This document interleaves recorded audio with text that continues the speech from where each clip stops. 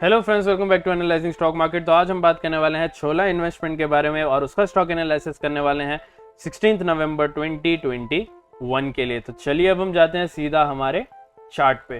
तो यहाँ पे ये चार्ट मैंने ओपन कर लिया है। ये चार्ट मैंने अपने जीरो था कि अकाउंट से ओपन किया। अगर आपके पास अभी तक अपना डीमैट अकाउंट नहीं है तो नीचे लिंक मैंने डिस्क्रिप्शन में जीरो था की और अब स्टॉक्स की दे दी है। अगर आप चाहे तो हमारे लिंक के थ्रू जो है अब स्टॉक्स में अपना डीमैट अकाउंट जो है वो बिल्कुल ही फ्री में ओपन कर पाओगे और वहां से जो अपनी ट्रेडिंग जर्नी जो है वो स्टार्ट कर पाओगे। तो चलिए अब हम जाते हैं छोला इन्वेस्टमेंट में और देखते हैं आज के दिन इस स्टॉक में हमें क्या देखने मिला। तो यहाँ पे जैसे कि आप देख सकते हैं आज के दिन छोला इन्वेस्टमेंट में हमें 2.12% का यहाँ पे हमें नेगेटिव क्लोजिंग देखने मिला है और यहाँ पे क्लोजिंग जो हुई है वो हुई है 648.35 पे। तो क्या आने वाले दिनों में ऐसा ही जो डाउन साइड रहने वाला है या फिर कोई अपसाइड मूवमेंट आने वाले है उस बारे में हम बात करेंगे। साथ ही साथ यहाँ पे कल के लिए आपका क्या सपोर्ट जोन और रेजिस्टेंस जोन जो स्टॉक में बनने वाला है जरूर जो है आपको यहाँ पे बताएंगे और उसको किस तरह से जो अपने ट्रेडिंग के टाइम पे यहाँ पे यूज़ करना ज़रूर आपको समझाएंगे। बाकी यहाँ पे आज के क्लोजिंग के बेसिस पे हमें क्या लग रहा है कल स्टॉक में क्या होने वाला ज़रूर जो है हमारा ओपिनियन देंगे और आने वाले दिनों का जो आपको एक छोटा सा हिंट भी यहाँ पे दे देंगे। तो चलिए अब जाते हैं सीधा हमारे वन डे के चार्ट में और वहाँ पे देखते हैं हमें क्या देखने मिल रहा है चार्ट में। तो यहाँ पे वन डे का चार्ट जो हमने ऑलरेडी ओपन करके रख दिया। अगर मैं बात करूँ यहाँ पे वन डे के चार्ट में वॉल्यूम की, वॉल्यूम यहाँ पे एवरेज यहाँ पे जो हमें देखने मिल रहा है और यहाँ पे आप देख सकते कैंडल जो है यहाँ पे एक मैं कहूँगा मीडियम साइज की यहाँ पे कैंडल बनती हुई हमें देखने मिल रही है। जो यहाँ पे डाउन साइड का एक विक भी जो है हमें देखने मिला है। मतलब यहाँ पे जो है शुरू में ही जो है यहाँ पे अच्छी खासी जो है सेलिंग हुई थी, फिर थोड़ी सी बाइंग आई है और फिर यहाँ पे जो है वापस आपको जो सेलिंग देखने मिली है। तो यहाँ पे फिलहाल ये स्टॉक जो है अभी भी अच्छे मतलब हेल्दी पोजीशन में जो है चल रहा है और यहाँ पे अभी जो है पॉजिटिव मोमेंट जो अभी भी बरकरार है। मतलब यहाँ पे थोड़ा सा भी जो है यहाँ पे स्टॉक अभी भी नेगेटिव नहीं हुआ है, अभी भी जो है स्टॉक यहाँ पे हमें पॉजिटिव देखने मिल रहा है। बाकी अगर हम बात करें आरएसआई की, आरएसआई यहाँ पे जो है 5960 के आसपास जो आ चुका है, जो यहाँ पे हमें जो है थोड़ा सा जो है डाउन साइड का इशारा ज़रूर देता है। लेकिन याद रखें आरएसआई हो या फिर कोई और इंडिकेटर, हम जो है इंडिकेटर्स पे पूरा भरोसा नहीं कर सकते हैं। यहाँ पे बहुत सारे फैक्टर्स होते हैं जो किसी भी स्टॉक को जो मूवमेंट देते हैं हमें उसे जो है ज़रूर कंसीडर करना चाहिए जब भी हम किसी भी स्टॉक में ट्रेड करें तब। बाकी यहाँ पे बात रही मेरे ओपिनियन की इस स्टॉक में आने वाले दिनों के लिए, तो आने वाले दिनों में जिस तरह से मैंने कहा यहाँ पे स्टॉक जो है फिलहाल अभी भी पॉजिटिव है। लेकिन अगर आप यहाँ पे एंट्री का सोच रहे हो तो एंट्री यहाँ पे अगर मैं कहूँ तो आप 620 पे एक बहुत ही अच्छी एंट्री यहाँ पे आपको जो है देखने मिल सकती है। 620 में मैं कहूँगा आप जो है ज़रूर यहाँ पे एक एंट्री ले।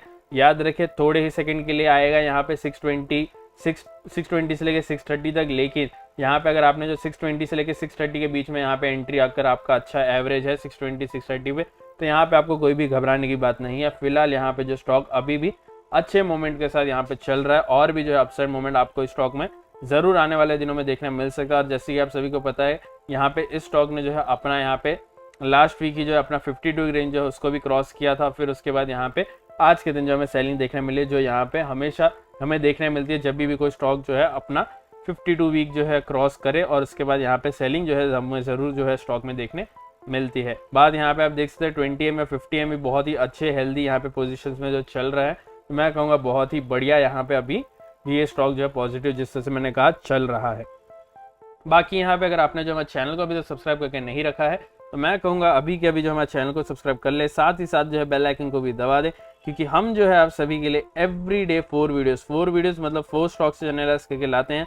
और यहाँ पे नेक्स्ट डे और आने वाले दिनों में जो उस स्टॉक में हमें क्या देखने मिलने वाला है पूरा का पूरा चार्ट के बेसिस में यहाँ पे आपको जो समझाने की कोशिश करते हैं। जिस तरह से मैंने यहाँ पे कहा कि आपको आने वाले दिनों में अभी भी जो है ये स्टॉक जो है पॉजिटिव अच्छा बड़ा मूवमेंट देखने मिल सकता है। बाकी यहाँ पे बात रही कल के लिए हम देखेंगे हमारा 1 आवर का चार्ट और यहाँ पे आपको जो मार्क करके बताते हैं कुछ सपोर्ट जोन्स और रेजिस्टेंस जोन जो बहुत ही इंपॉर्टेंट होने वाले हैं इस स्टॉक के लिए। अगर आप चाहे तो जिस तरह से यहाँ पे जो है मैं मार्किंग कर रहा हूँ सेम टू सेम यहाँ पे जो आप अपने ट्रेडिंग अपने जो है यहाँ पे चार्ट में जो है मार्किंग कर सकते हैं, क्योंकि ये जो मार्किंग जो है वो आपको बहुत ही काम आने वाले जब भी आप जो है ये स्टॉक जो है उस रेंज में आए तब।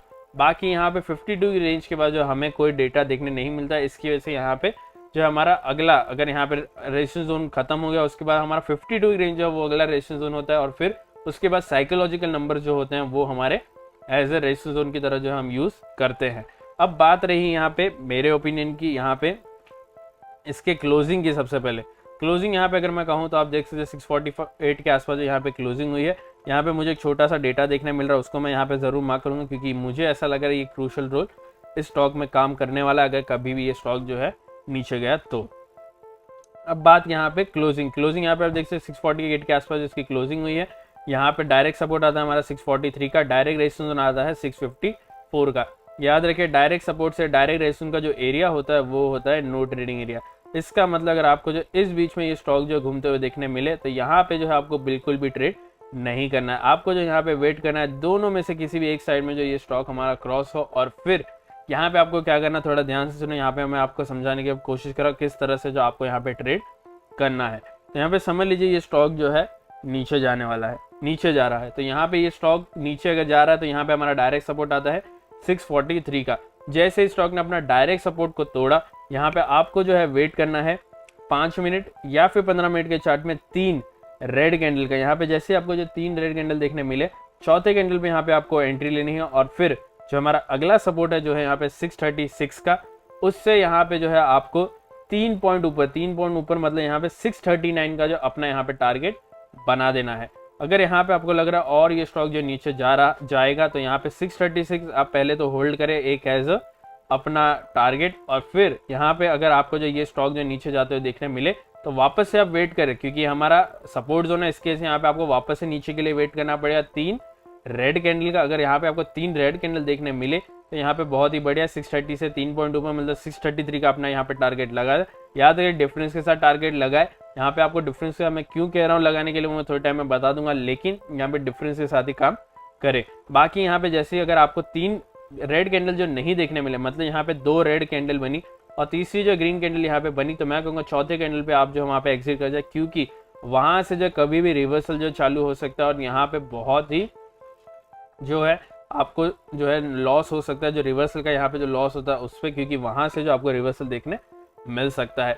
अब बात रही यहाँ पे अपसाइड की। अपसाइड यहाँ पे अगर मैं कहूँ तो अगर ये स्टॉक जो है आपको कल के दिन अपसाइड जाते हुए देखने मिले तो यहाँ पे 648 पे क्लोजिंग हुई तो 654 हमारा एक यहाँ पे डायरेक्ट रेजिस्टेंस जोन है। जैसे ही स्टॉक ने कल के दिन अपना 654 का जो यहाँ पे डायरेक्ट रेजिस्टेंस जोन उसको क्रॉस किया, उसके बाद यहाँ पे जो आपको वेट करना है 3 ग्रीन कैंडल का 5 मिनट या फिर 15 मिनट के चार्ट में, जो भी टाइम फ्रेम आपको कंफर्टेबल लगे। यहाँ पे मैं मोस्टली 5 मिनट का जो है टाइम फ्रेम यूज करता हूँ। अगर आप जो है 5 मिनट के टाइम फ्रेम में कंफर्टेबल नहीं हो तो 15 मिनट का इसमें यूज कर सकते हैं। और फिर यहाँ पे जैसे ही आपको जो 3 ग्रीन कैंडल देखने मिले, उसके बाद यहाँ पे जो नेक्स्ट हमारा रेजिस्टेंस जोन जो है वो है 662, मतलब यहाँ पे 3 पॉइंट नीचे 659 का जो अपना यहाँ पे टारगेट लगा देना है। याद रखें यहाँ पे डिफरेंस के साथ करना है, लेकिन अगर यहाँ पे 662 अगर आपको लग रहा है ये स्टॉक जो और ऊपर जा सकता है तो 662 के बाद हमारा जो है एक एज ए रेजिस्टेंस जोन जो है वो मानेंगे हम। हमारा जो 52 वीक रेंज है, 52 वीक रेंज जो है वो है हमारा 667।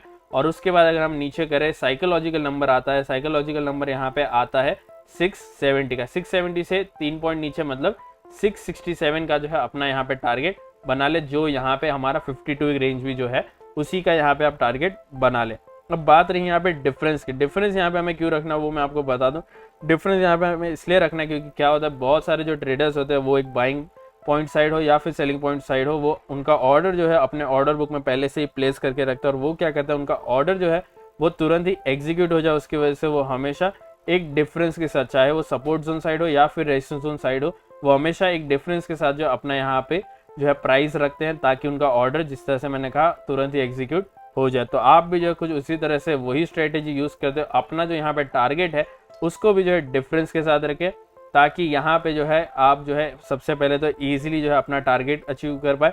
और दूसरी बात क्या होता है, कभी कभी जो है यहाँ पे एक प्राइस पॉइंट पे जो है क्वांटिटी ज़्यादा होने की वजह से हमें जो है एक बड़ा सा जो है यहाँ पे रिवर्सल देखने मिल जाता है। तो मतलब यहाँ पे हमारा स्टॉक जो है एग्जैक्ट सपोर्ट जोन पे हो या फिर रेजिस्टेंस जोन पे हो, पहुंचता ही नहीं है, और उसी से पहले जो हमें रिवर्सल देखने मिल जाता है। तो रिवर्सल में जो हमें प्रॉफिट में जो लॉस आता है, प्रॉफिट में जो कमी होती है, उससे जो आप बच पाओगे, क्योंकि सबसे पहले तो आपने ऑलरेडी पहले से डिफरेंस रखा था, जो मतलब रिवर्सल आने से पहले ही जो आपने वहाँ पे अपना प्रॉफिट बुक कर लिया। इसकी वजह से यहाँ पे जो आपको रिवर्सल का जो लॉस होता है उससे आप बच पाओगे। तो यहाँ पे ये 2 फायदे होते हैं डिफरेंस रखने के।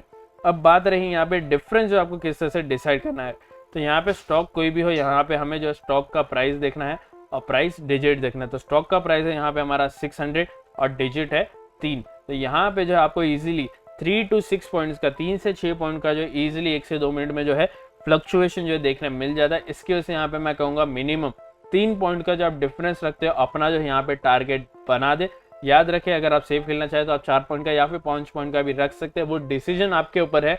लेकिन मैं कह रहा हूँ अगर आप जो है 3 पॉइंट मतलब जो मिनिमम है वो भी रखोगे तो भी यहाँ पे जो आपका जो है टारगेट इजीली अचीव हो जाएगा। अब बात रही यहाँ पे मेरे ओपिनियन की इस स्टॉक में कल के लिए, तो कल यहाँ पे मैं कहूँगा हमारा जो है मार्केट पूरा का पूरा कल के दिन मुझे ऐसा लग रहा है न्यूट्रल रहने वाला। मतलब या तो यहाँ पे 0.5% से यहाँ पे जो है आपको अपसाइड दिखेगा या तो 0.5 नीचे, मतलब एक तरह से जो न्यूट्रल रहेगा।